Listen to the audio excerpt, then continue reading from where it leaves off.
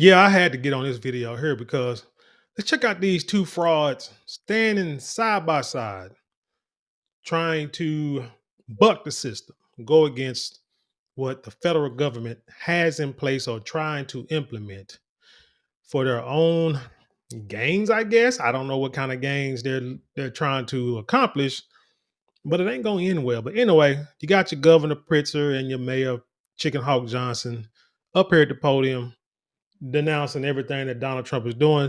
They are keeping this political as hell, but let's hit it. Happy to take any questions from members of the media. We got Chia in front.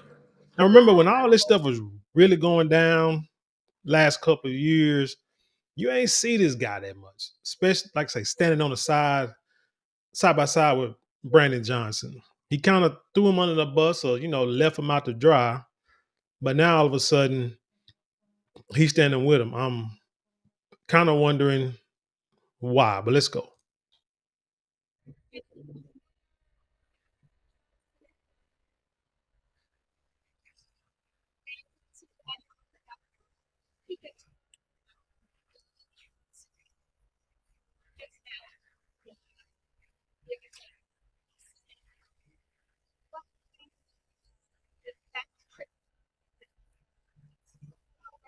Turn the captions on so you can at least read what the press and the audience is saying, what the question that they're asking, because it's hard to hear.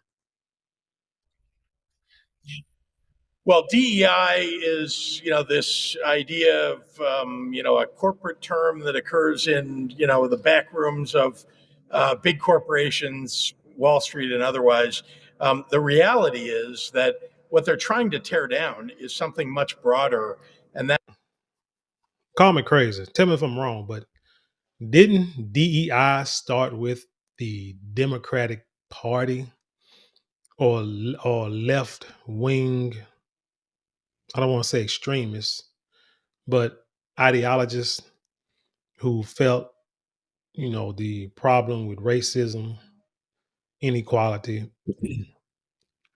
It really all started with police brutality, right?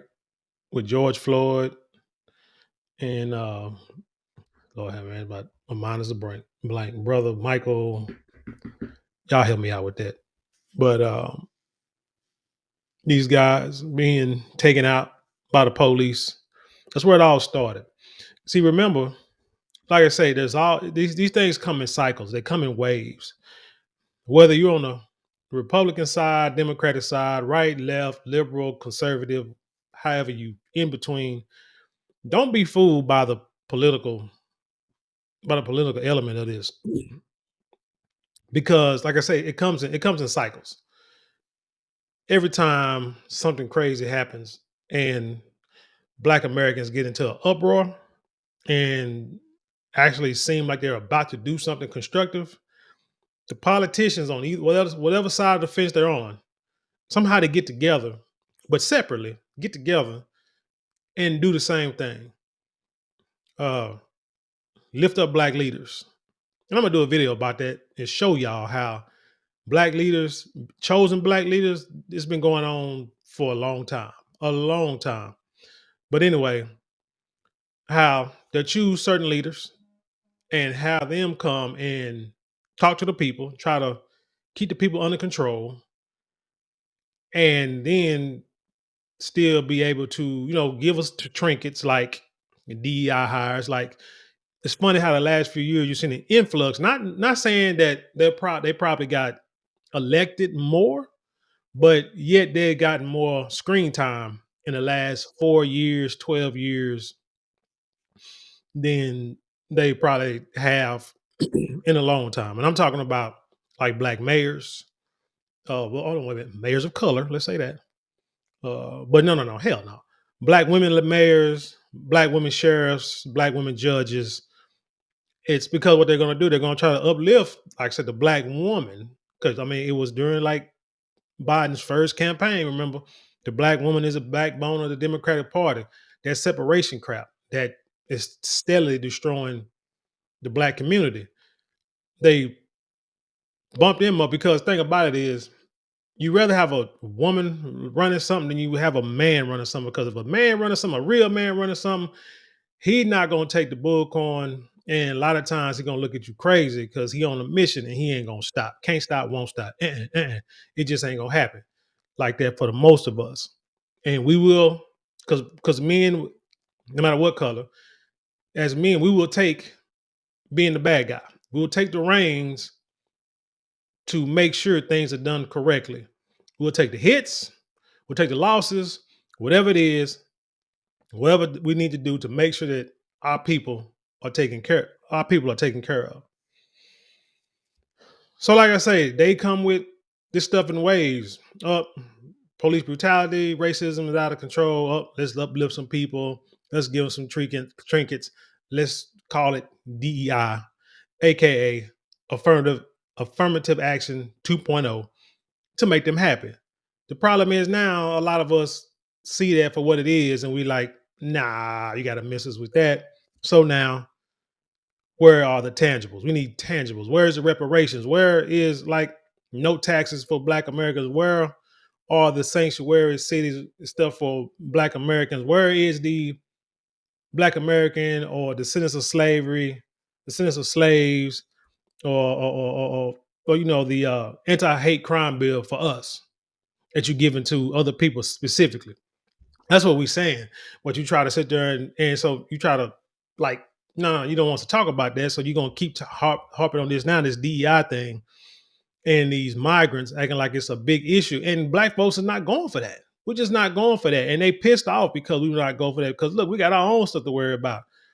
Because hell, when we had our things to worry about and we try to do the Black and Brown coalition or whatever the heck that is, you know what I'm saying? A lot of them, soon as things got even, they forgot about us. They said, the hell with us. We're going to do our own thing. Okay, so now we're going to do our own thing too. Now, don't get me wrong now, because I got friends. I sound like these dang, oh, Lord have mercy. But anyway, I got friends and associates in the white community, in the Hispanic community. Matter of fact, that cats I used to work with, and we still communicate all the time on a regular basis. Uh, so it's not that. It's when you try to make it political and try to act like we crazy. We're like, no, no, no, no, no. I know me and you cool. Me and this guy's cool, but I know over here, y'all can't stand me. I know y'all. I mean, hell, if it came down to it, everybody as cool as everybody is, if it came down to it, it's time. And if it's a choice between our people and your people, y'all gonna choose your people. So we're gonna choose ours too. But I mean, when it comes to war, you gotta think about that because it can come down to that. But other than that, we can be cool and cordial and work together. And you know what I'm saying? Hell, I can work with my enemies all day, every day, and not have no problem. So, you know, it is what it is.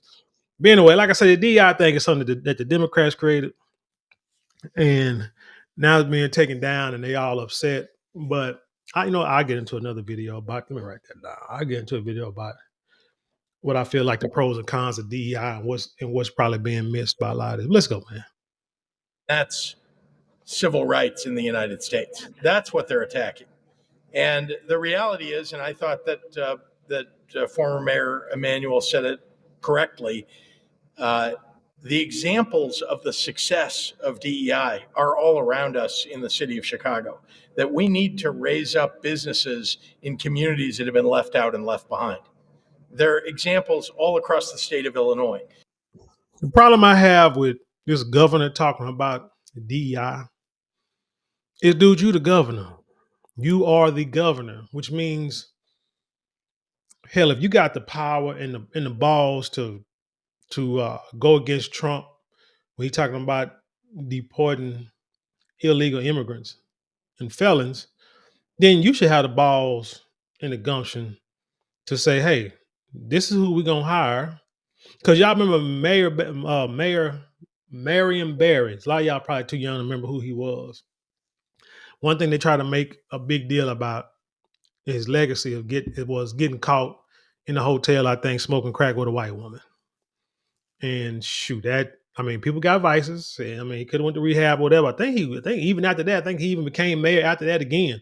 But what they didn't like about Marion Barry up there in DC was that he, on his own, he was a mayor now. Chicken Hawk, listen, he was a mayor. This dude was making sure that certain contracts were given to black businesses. a certain amount of contract, not certain contracts, but a certain number of contracts, percentage of contracts was given to black businesses in DC.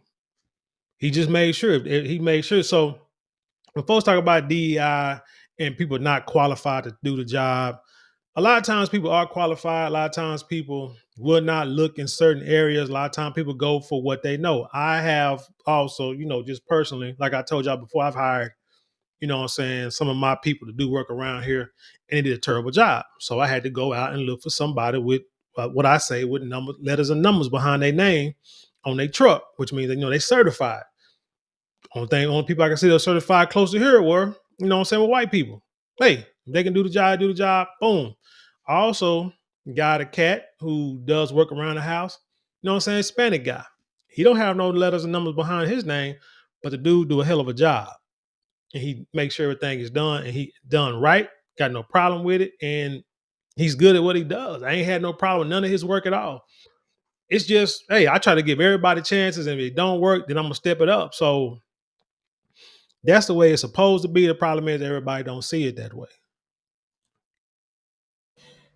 Investments that need to be made in communities that are, frankly, underrepresented, underserved, and struggle. And yet we've been succeeding in Illinois, lifting up those businesses. So you have to worry. So why make it an issue about the DEI? Because you can hire who you want to. See, let me go ahead and get into it. See, the problem with this whole DEI thing, like Trump is trying to say he wants to make everything just merit. On the surface, that's great. You know what I'm saying? Because if you really live in the life of you either have good and evil and you don't get into other subcategories, it's easy. It should be easy to figure out which way the right way to go. So on the surface level, what he's doing, it makes sense because that's the way it's supposed to be. The problem is you live in a society where people will not choose you because of your race. And you cannot, in a court of law, cannot prove intention. So if you want to sue somebody, say, "Oh man, they hired all white people, and there are no black people in their business," and you try to sue them, it's like, why do you think he did that? Oh, he racist. That's what you saying. You saying you saying that that this guy did it because of racism, or did he did it because of familiarity or a proximity of employees? Can you prove it? Now, ways you can prove it is discrimination is like when these women, I've seen women say they've applied for jobs, like 100 jobs, get no call back. Black women get no call back. They go back to their resume, change the name on the resume to sound more Caucasian. And then you next thing you know, they get 30 calls. Same resume, change the name on it, and they get 30 calls. Or even like maybe change the school they went to from an HBCU to a PWI, and they get 30%, so 30 out of 100, they get 30 calls, 30, 35 calls. Uh, that you can bring to a court. Um, People who get their house appraised, black folks say they get their house appraised, and people come in appraised, say the house should be worth $1 million, should be appraised at $1 million. But appraiser come in there, come in their house, appraise it, and say, okay, it's worth $750,000. But you should be worth $1 million. So then you go and get you a white neighbor, take all the black stuff, you get a real estate agent and say, hey, let me tell you what you need to do because this is what it is. You need to take all this blackness off your walls, make it look neutral or white as possible.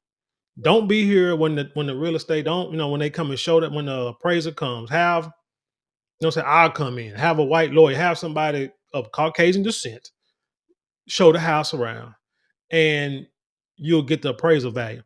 There are cases where that has happened. Stuff like that, you can go and sue for.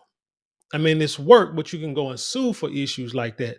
So when you can control it, so when you take it out of like context, when you try to make the foundation of merit, okay, that kind of you say it sets us back, but what it does is it's just causing you to put the work in to make sure things are done on the up and up, because as long as they have the government behind them on paper, anybody, people can use it to their advantage. But if people try to sneak and do stuff, I can tell you like this. I know I was for the VA. I can't prove it, but I have a feeling. But I know that I was like I would say a token hire. Now I was qualified for the job, and anybody that works there now would tell you because hell, I get calls all the time, calls and texts all the time from people from places I worked in the past, even the place I work now before I went back. I used to get calls all the time from people I work with alongside the people who worked above me asking me to come back because I was qualified, overqualified, very qualified for the job, knew how to do my job, So, but yeah, I know it was because there was a lawsuit going on because of the way they was hiring people. So I heard all that stuff going on. So, anyways, let me get back to this. But what the federal government is trying to do is attack what we've accomplished in Illinois and all across the United States. And we won't let them. I am not going to let them. And I'm unafraid to stand up for equity, which is what we're here celebrating today. Look at the success of the Will Group. Look at the success that's happening on the west side of Chicago. Yeah, sorry, I saw Marianne. Yeah.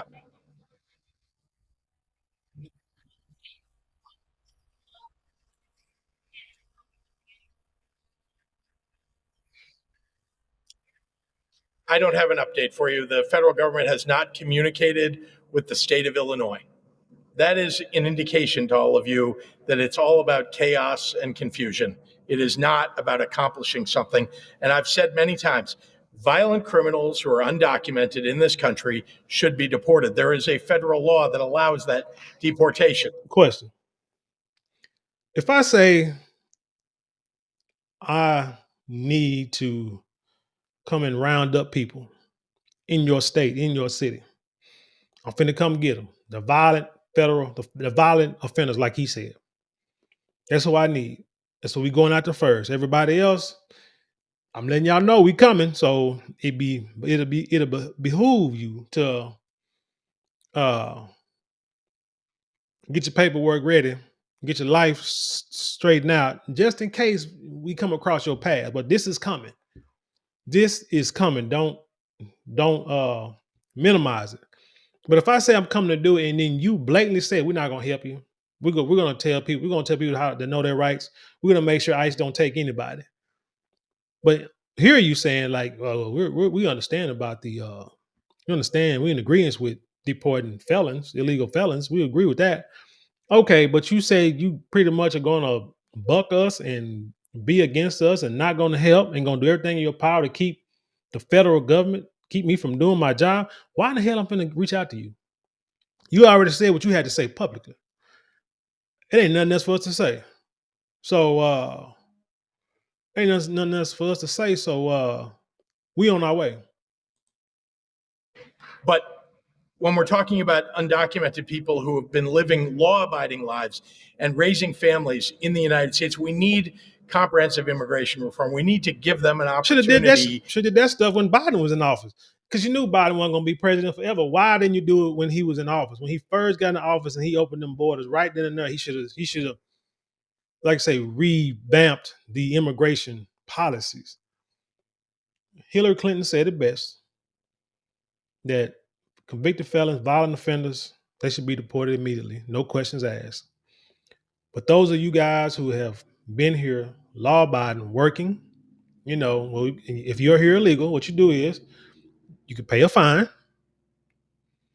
pay your back taxes, sign up for the program, and get in line like everybody else. She's a Democrat, and she said that. To stay in this country legally. That's clearly not something that Donald Trump believes in. And I will stand up for residents of the state of Illinois who are abiding by the law, who are holding down jobs, who are paying taxes. I mean, we should stand up for them. That is the right thing to do. But he's trying to tear things down. Response to people who might say that Jeff is the one selling chaos. I think he's just trying to start over, man, which is kind of scary, which is dangerous, but I don't know. I don't know. Life is like the stock market, man. It's supposed to go up and down, but always going up.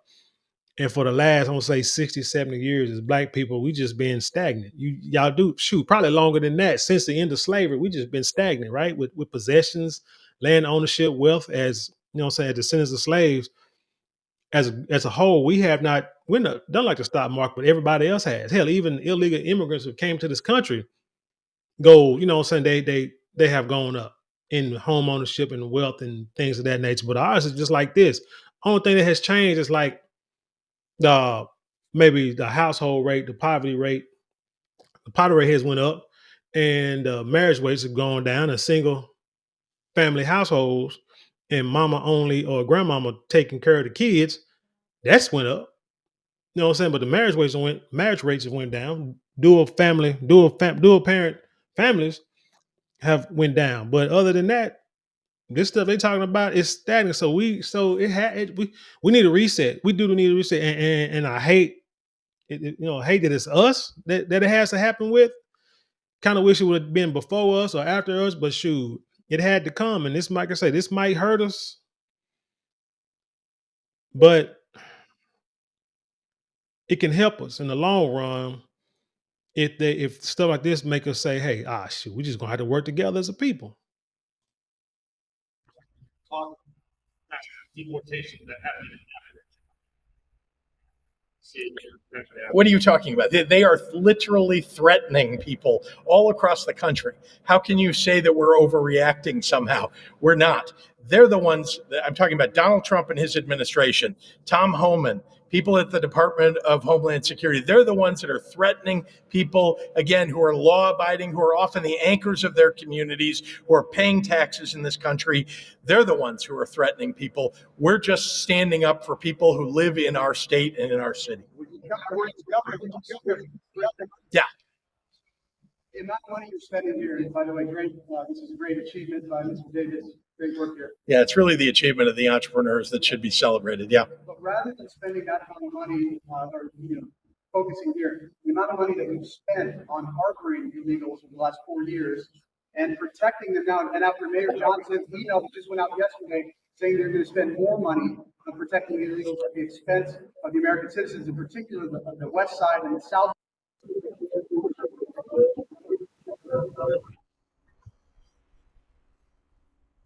side. You've got representatives here, Israel. Why not invest that money there? And then the second question is no, sit down. I'm going to answer that question. Now we're going to move on. Let me answer. I'm going to answer your question. The money that we spend in the state of Illinois is about protecting the residents of the state of Illinois. That is what it is about. We will stand up for anybody who is standing up for the law. We follow the law in the state of Illinois. I'm very concerned that Donald Trump and the federal government is not going to be following the law. Indeed, they have proposed getting rid of birthright citizenship. For many families, imagine, I mean, my own family, many families that came to this country. I don't think he said he's gonna do it retroactive. I think he said like from this point on that.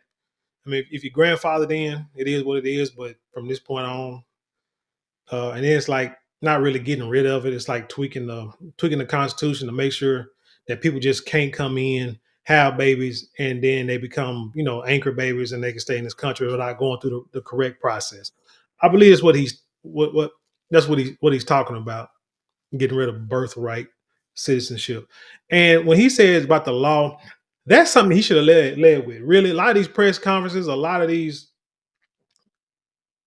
interviews and stuff could be avoided and could be minimized. And these questions could be answered by just saying, hey, not sitting here trying to say I'm finna go against Donald Trump and the federal government. That's like me saying I'm going against my supervisor at work, my boss, the corporate office, because I don't like what they're doing. And then wonder why when they come after me, write me up, fire me, and stuff like that, I got a problem. No.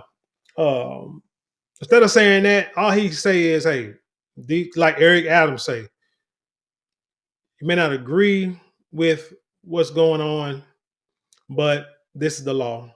We're going to follow the law, state law, local law. We're going to follow that. We're not going to hinder anything that the federal government wants to do, whether we like it or not, because it's the law. And we're just going to move on from there. If he would say that, it won't be no need for any back and forth. A grown man don't argue. years ago, right, who have made successful lives over many years. That opportunity would be completely cut off. It's unconstitutional what they're suggesting. It's in the Constitution that we protect birthright citizenship. We all ought to stand up for the Constitution. This president does not.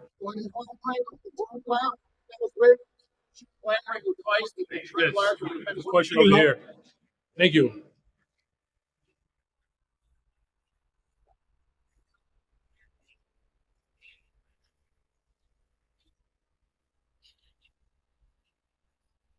We're going to protect the residents and the people of the city of Chicago. As a welcoming city, as a sanctuary state, our welcoming city Can't trust a ordinance. black man who ain't got his hair right in public. Sorry, especially in a political office. You knew you was coming out there. You knew you was getting a shoe. Yo, somebody should be back there combing your hair while you off stage, making sure so make sure everything is straight. Can't do it, man. If you're in, what I'm saying, you're in the house, is at home is one thing. Going to the grocery store, hell, even going to the grocery store, if you're a public figure, you don't know chicken hog. Your mohawk just ain't straight. Alongside of the complementary law of the And where's Illinois your tie? Trust Act is full demonstration of our commitment to protect the residents of this city. Any notion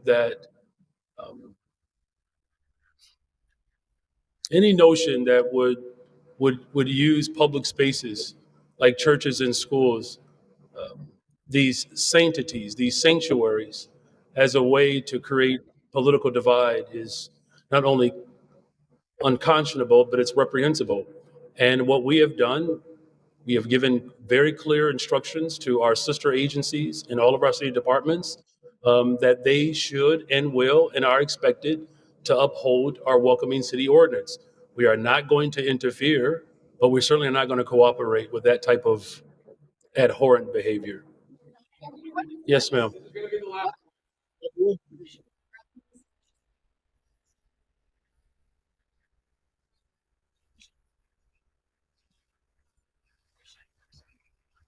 Yeah. I'm going to speak to our immigrant population as well as the entire city of Chicago. The city of Chicago and the state of Illinois, we are a welcoming city and we are a sanctuary city. We are a sanctuary and welcoming state. That has not changed because of who won the election. And that's not going to change. What I can speak to in a far more broader way, that any of the measures that the president is looking to execute against working people in the city of Chicago, we will defend our city. It's just that simple. We will defend their rights to have a high quality public education. Whoa. He is working to dismantle the Department of Education. Okay. Let's talk about your education, because I think I just did a video. I had this already on my notes. So, Chicago, your education system, your Department of Education needs to be dismantled. One, your debt for the Chicago public school systems is abhorrent at best. It said that in 2022, June of 2022, you guys had an $8.6 billion debt. But in January of 2025, it had went up to $9.3 billion. Now I'm gonna see if I can't find something right quick. Thought I had moved it. And for some reason, you guys are hiring. Where is it at? Man, I can't find it. Boom, here we go. This is from what? Chalkbeat.org, Chalkbeat, Texas. It said between 2019 and this fall, which was like October last year, 2024. The district said it had hired more than 65,000 6,500 additional staffers, including 2,600 teachers and 4,000 paraprofessionals. Today, the district's budget is roughly $10 billion, a nearly 30% increase in 5 years, even as the district is serving fewer students. So why are you hiring more people and you have less kids in the school district to where y'all people like don't even have streets. Y'all don't own streets because a foreign country owns the streets. So whoever pays like parking meters or whatever, that goes to that other company, goes to that foreign company. Y'all are trying to take loans out to pay off debt, to pay school employees, trying to take a loan, high interest rate loans. You don't have any money, and your debt is steadily increasing. And as y'all know, when debt is compounded, you has compound interest. That debt will increase astronomically pretty quickly. Your school system is failing. The majority of your kids cannot read at grade level. Your school system is abhorrent at best, as I said. So he needs, and that not just Chicago, it's cities across this country. So the education department needs to be blown up and redone, just like the police department needs to be blown up and redone. Not get rid of, not defund the police, and not get rid of and or not defund the Department of Education, but to wipe it out and find a new blueprint to make it work better. We will defend our rights to protect our environment. He's a president who does not believe in environmental justice and climate change. We will defend our rights to continue I to believe build climate more. change. I believe just, you know why it's climate change? Because every time I look out my window, every time I go down the road, there are new buildings being built. Trees are being tore down and new buildings are being put up. That's why I don't believe in climate change. I just believe that we need to have human change. So we need trees and forest and grass and rivers and lakes and streams. We need that. If not, you're gonna continue to have these thrown off weather patterns, the climate heating up or whatever the case may be. That's a man-made issue. I don't see y'all stopping it. Affordable Affordable homes. homes. You had houses, places where you house migrants for the last 4 years for damn near free. Somebody said that the government was paying hotels like $8 a night in hotels that were saying that would cost you a few $100s a night to stay in. But they also had contracts with hotels where they were getting guaranteed money. So that's one reason why they can house these migrants. Airbnbs, boarded up homes, rental properties that had no tenants. Y'all were putting migrants in those places all for the last 4 years. You have affordable housing. You just got to have better laws to regulate it. I will say this last thing. The president has the level of power that other administrations wish they had.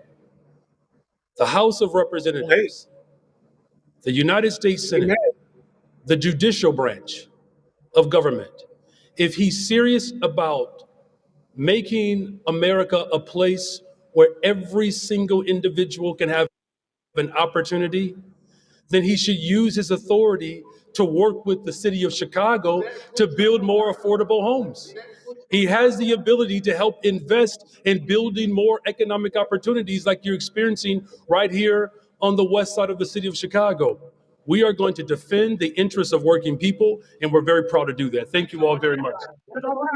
This dude walked up like he said something Martin Luther Kingish. But anyway, man, I'm gonna end this here. Let's have a conversation, y'all. Holla at me. Tell me what you think. Leave your comments below. Share it with the world. Let's have an intelligent conversation. You know how we do around here.